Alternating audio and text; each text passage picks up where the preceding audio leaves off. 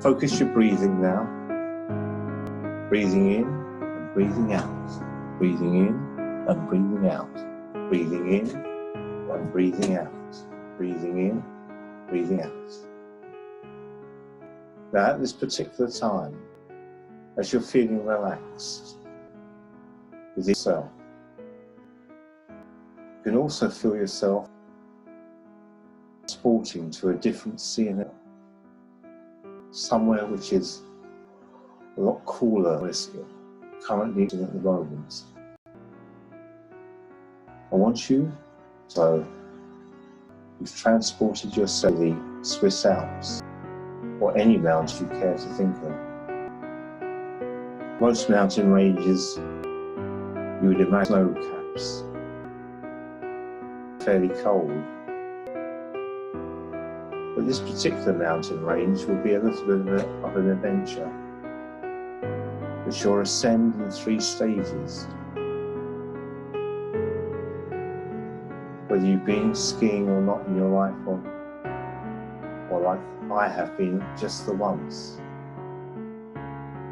It's an amazing feeling to be on top of the world and to look down at valleys and scenarios below you. So join me as you're feeling relaxed, going up a mountain, going up a mountain. To go up this mountain, you need to use a cable car.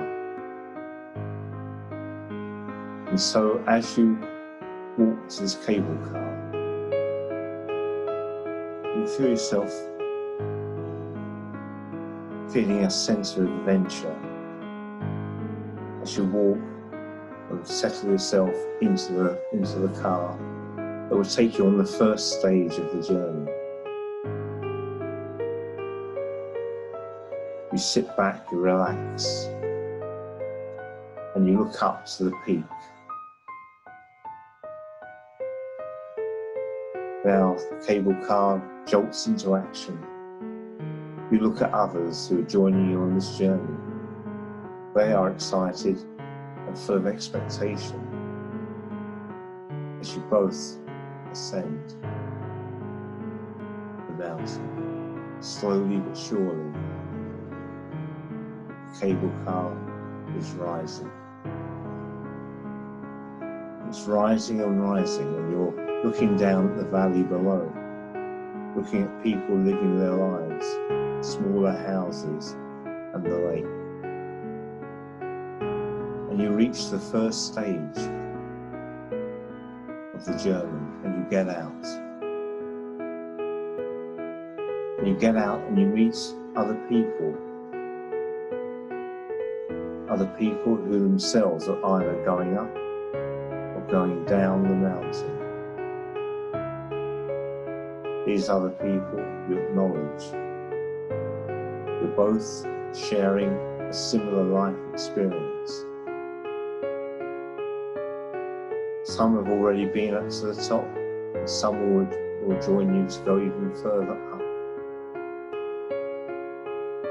So, taking in the fresh, clean air of the mountain, breathing it in, it's cool and refreshing, crystal clear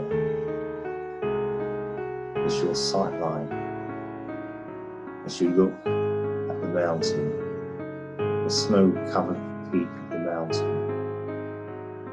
And you go into the second stage of the journey, into the cable car with the other occupants. And your mind begins to wander as you're in the cable car, as it slowly ascends up to the second stage of the mountain journey. You've been through things in life, but this particular experience makes you feel grateful that you can actually enjoy your life. There's something so majestic about a mountain, so powerful, so definite. You can't move it, you can only ascend it. It has been part of the earth for millions of years.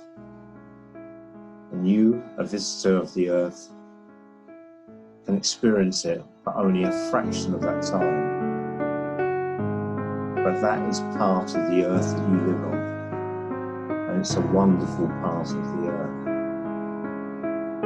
And perhaps it symbolises something within you. Something to do with peaks and lows. And by going into this cable car, you realise that man has mastered the height of mountains by his own ingenuity, which in itself is an incredible achievement. No longer do men have to actually physically climb to get to the top of the mountain. But you get out at the second stage of the journey. Perhaps there's a cafe there where you can sit and rest, take refreshment and observe and look down into the valley below at the lake, the houses, and the people living their lives, unaware that you're looking down onto them. People with cares, worries, challenges, disappointments, much like yourself. You're on top of the world by comparison. They are down below, unaware, carrying out their lives. Your mind begins to drift and wander, and your body goes into an even deeper sense of relaxation. And the deep sense of relaxation is flowing all through your body. Your mind feels relaxed as you look forward to the final stage of the journey. And up you go to the very top of the mountain. Perhaps you imagine yourself as a mountaineer. What the mountaineers must have felt like when they ascended Everest for the first time. How powerful they must have felt when they finally found themselves at the top of the mountain. And at the third stage you get out and you survey the scene around you, and the wonderful scene of perhaps smaller mountains and smaller vistas and villages and towns down below you can see for miles down. You're no fool at the top of the hill. You're the wise man at the top of the hill. And at this point, perhaps you feel yourself finding what your life's purpose is about. Because although you're at the top, you realise that compared to the rest of the planet Earth, and humanity, and the universe, you are just very, very small, infinitesimal. And yet you experience reality, consciousness, this realm you know as Earth. You are awake, you are alive, you're breathing in this beautiful fresh air, this clean fresh air, mountain air, filling your body and lungs. This cool, refreshing energy. So now as you've ascended the very peak of the mountain, you can reflect on your life. You can reflect on your achievements. And you can reflect on your disappointments. But up here, it doesn't seem to matter. It's up here on the top of the world. It's just enough to be part of reality, the human reality of life. It's enough to be the achievement, but actually coming onto the planet Earth, that in itself is an amazing achievement. itself is wonderful. That in itself, you know deep within, is a miracle. It's a miracle that you actually exist. It's a miracle that you have and interact with other people. It's a miracle that you're alive and you realize the miracle of life, your own life, your unique individuality, despite the fact you're part of a race that amounts to billions of people. At this point, you decide to descend. But you don't want to take the cable car. You want to walk down. This is how refreshed and energetic you feel. And you're going to walk down, even though you're a little bit scared, perhaps, of the height. But you know every step you take will take you further down, further to the safety of the earth, to ground level. And you just put that to the back of your mind, like challenges, like worries and concerns. This is not concerning you because you have a goal and you have the confidence to walk back down the mountain. So step by step, you're walking down, and step by step, as the minutes and the hours even pass, you meet other people on the way who've decided to walk, and you acknowledge them. You're all brothers now on this mountain. We all share a common bond. We're part of the mountain and its strength and its solidity and its permanence, and we adhere to it and we acknowledge it. So down we go, bit by bit, looking further and further down, seeing the towns, villages become closer and closer, closer and closer, closer and closer. And this feeling of relaxation gets even more relaxing as the further down we go. We also realize that by going down, this is mirroring our subconscious mind, our deeper mind. What exists in our deepest subconscious mind? What is it that inspires us? What is it that we fear? What is it that steers us? What is the programming that we've always had? And as we go further, deeper and deeper down, finally and finally we reach the bottom of the mountain. And that achievement and feeling of power flows throughout the whole of us. We feel so good, so energized. We've been to the top and we've come back down again, safe and sound. And we go to the lake now, and we realize that the lake holds the secrets of our deep subconscious mind. Clear crystal blue water shimmering in front of our eyes. We take a pebble and we throw the pebble into this shimmering lake. And the shimmering lake is disturbed just briefly as the pebble breaks its surface and its energy breaks and makes waves and disturbs its calm.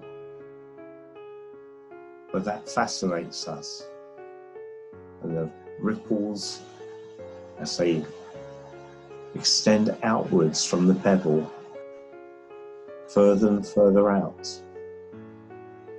We wonder at the energy that the pebble held when it was thrown. And we wonder at our own subconscious, how deep down in our subconscious, pebble exposes, brings to the fore problems that we may have, that we may have trouble, or may we have find it still challenges us to live the full life that we were destined to lead, that we deserve to lead, that we will lead. And no matter how bad the challenges are within us, the mountain still remains still, immovable, permanent, symbolic. It will be there. No matter that all things must pass, as the famous saying says. The mountain is always there, and so will we in our own way. We will be there throughout time in our own way. And perhaps this time, as we're looking at the lake, will last forever. Perhaps this moment will last forever. Who can say? Whatever ails or troubles us will pass, will drift, and perhaps it was never anything in the first place. We are permanent, as is the mountain, as is the lake. Three fantastic natural achievements of the planet Earth. Gently and slowly, as we look at the lake, we realise that we can carry on. No matter what is troubling us, we will overcome. We will be powerful in the future. We will ascend that mountain again and come down again, because we are strong, we are able, we are determined, we are focused. Nothing and no one can stand in our way. A bit like the mountain. Nothing and no one can disturb our calm. Almost like the lake. And if the odd pebble does break the lake's surface and causes disturbance, eventually it will disappear and become calm again, and we will carry on in a calm way. We will bounce back. No matter what problems we face, we will bounce back, we will carry on, and we will live. We will matter, and we will be as part of the planet Earth as the mountain and the lake is.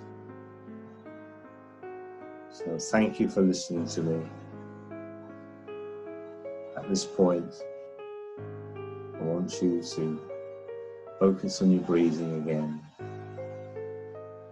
And at the count of 3, you can gently and spiritually come back to the present, feeling far more energized, enjoying that journey, remembering mountains and lakes, and enjoying your life day by day, hour by hour, second by second. So at the count of 3, 1, you're feeling energized, your eyes are starting to open, the mountain stream is flowing through your body, you feel absolutely great. 2, the eyes begin to open, you're ready to start a brand new day, or whatever else you want to do, but you feel energized now and absolutely unstoppable. And 3, you're wide awake and back in the present, feeling powerful, energized and relaxed. Thank you for listening. This is Martin Oswald, of down-to-earth hypnosis. And if you should like to call me, you can access my website on down-to-earth hypnosis by the Moving On TV channel. And thank you. I look forward to your call, should there be anything at all you would like to contact me about. Goodbye.